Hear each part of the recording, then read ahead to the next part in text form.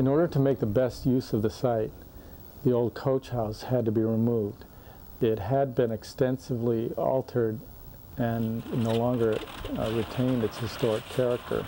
However, we did delay construction while efforts were made to find a new location for the building, but that did not materialize.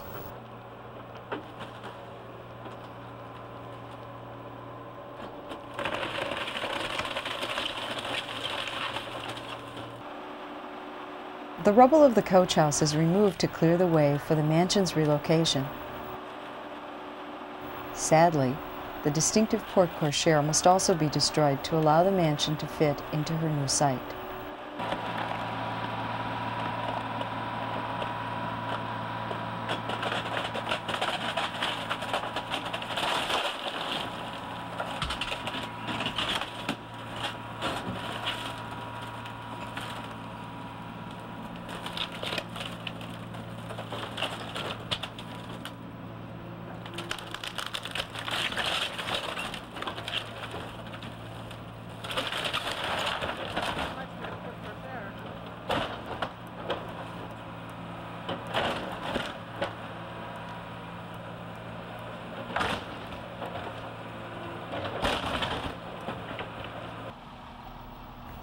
The odyssey of the 5-week mansion move begins in the basement as jacks called pump logs are securely positioned under each of the weight-bearing walls.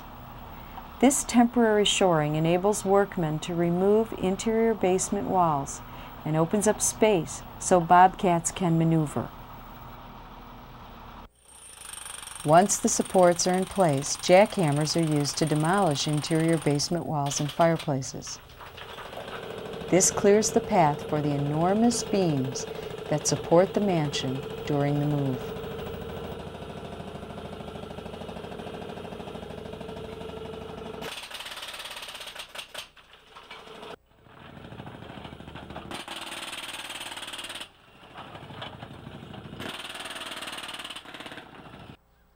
A system of temporary cribbing is built with 6x6 and 8x8 pieces of oak. These cribs will support the 72-foot-long steel beams called runners.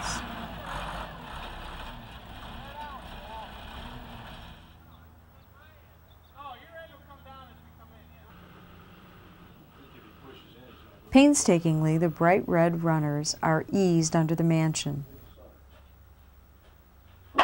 Banging echoes through the basement as workers strike the rollers with sledgehammers. This adjusts the direction of the beams which glide over the rollers.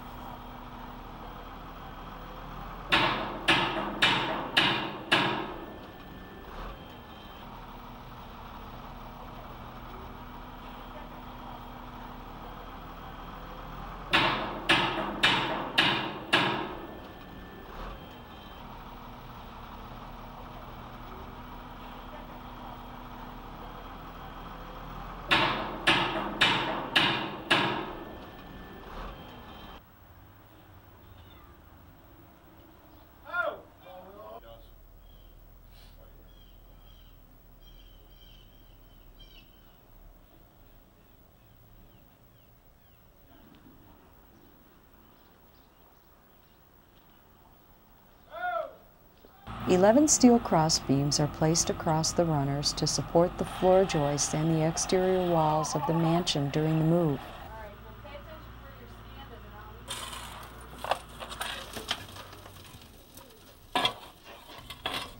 The massive size of the mansion calls for 12-inch rather than the standard 8-inch beams. Each beam has been pre-stressed to ensure that it will carry its load. How's that? Okay, that's good. Oh, good. The estimated weight of the mansion is right around 200 tons, and that figure is important in determining the number and placement of the beams. Bell jacks are used in selected spots to provide temporary shoring.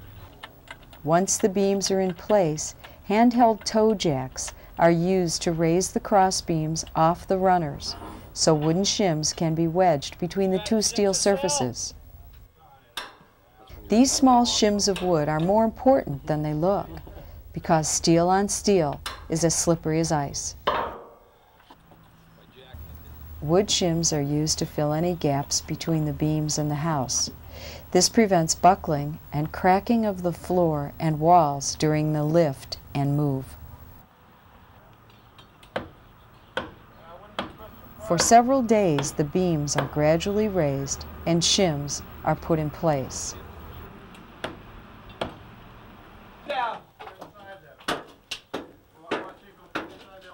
Two hydraulic jacks are positioned on each of 6 cribs, along with 2 additional jacks placed strategically beneath the greenhouse and under the tower. Each jack lifts 15 tons.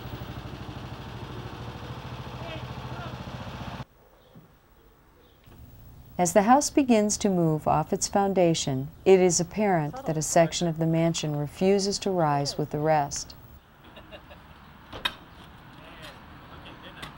Foundation rocks are removed to allow space for a toe jack.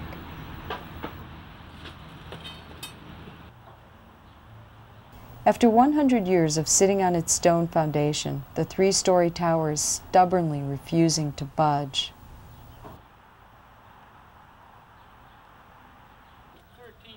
Finally, the jack is placed and provides just enough prodding to encourage the tower to separate.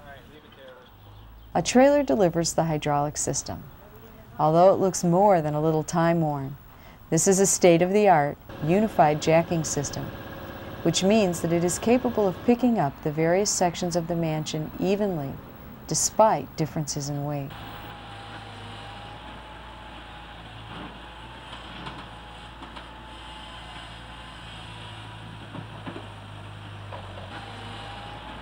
Digging continues both around and under the house in order to allow for the placement of the wheels under the beams.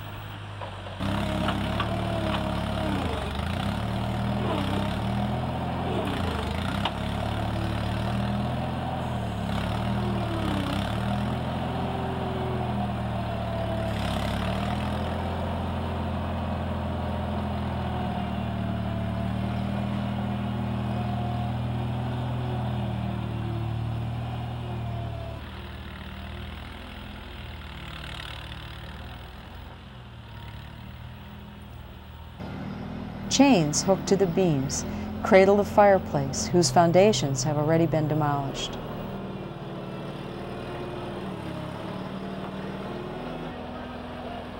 Finally, only the cribs and beams remain under the mansion. The bolster, which looks much like a bridge truss, arrives on site.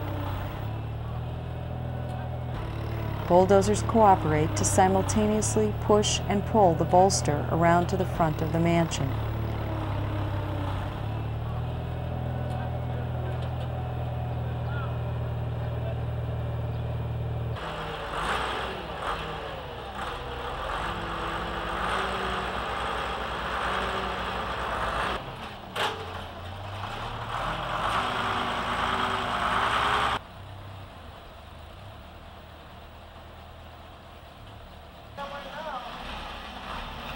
The bolster is jockeyed into position between the primary beams under the front porch, where it will sit over the wheels.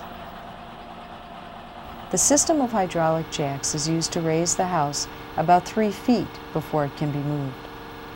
Since the jacks can raise only 14 inches, they must be reset 3 times. Oh, it's a nice high basement. That's what they should have had to begin with. Yeah, I'm surprised.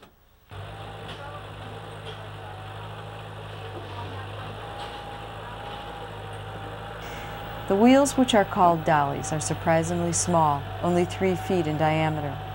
They are able to sustain a maximum speed of 10 miles per hour.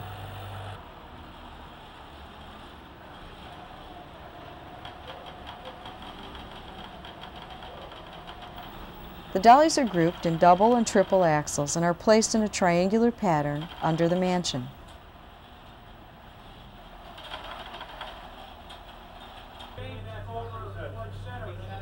The mansion will rotate 180 degrees around a rear dolly, acting as the pivot point.